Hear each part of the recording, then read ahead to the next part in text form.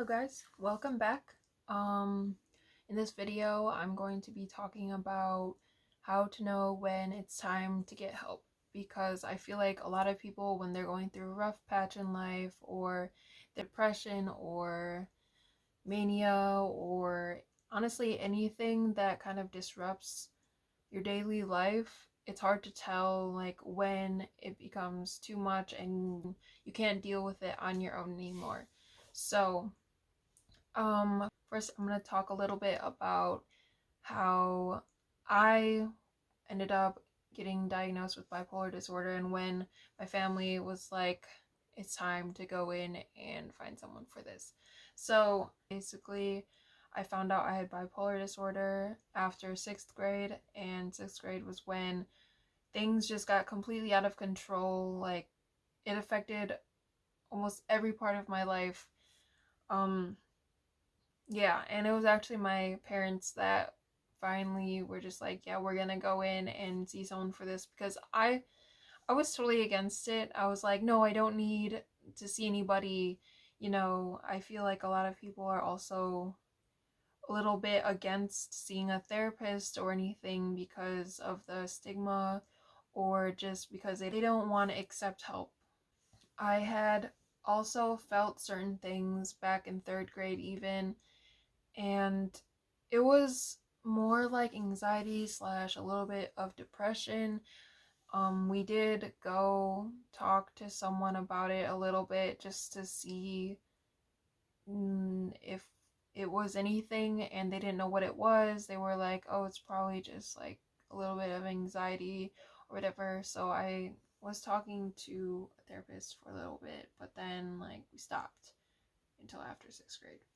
So the reason why we ended up going after 6th grade was because a lot of parts of my life were dictated by the type of mood I was in, I guess, like for everyone, but I had extreme high and extreme low. So it was either like I would do, let's say for my homework, I would do it.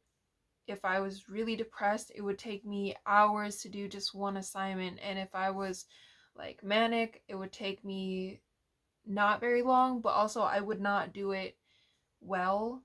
I would just finish it and it would be a mess and stuff like that. Or the way I talk to other people, I would either be talking way too much and oversharing, or just like not talking at all. I could go through a whole day without saying more than like 10 words and only spoke if I had to. Um, but I would say for anyone, like no matter how old you are, if you find what you're dealing with emotionally impacting your daily life to the point where you can't function properly or in a certain way that you were able to before, and you think it's a big problem, I would say that's a big indicator that you should go and talk to somebody about it. Maybe they can help you or do some CBT, cognitive behavioral therapy, and just like help you through that a little bit. I would not suggest like taking meds right away, because here's my thing with that. I feel like once you go on them, it's really hard to stop taking them. Sometimes I think that if you start taking them and then you stop taking them, it ends up being worse than if you had not taken them in the first place. So I would say try to just do like normal talk therapy first and try to figure out skills to help you change your thoughts. Another indicator that you should probably go and talk to somebody is if you find yourself spilling your feelings to your friends and kind of exhausting them a little bit.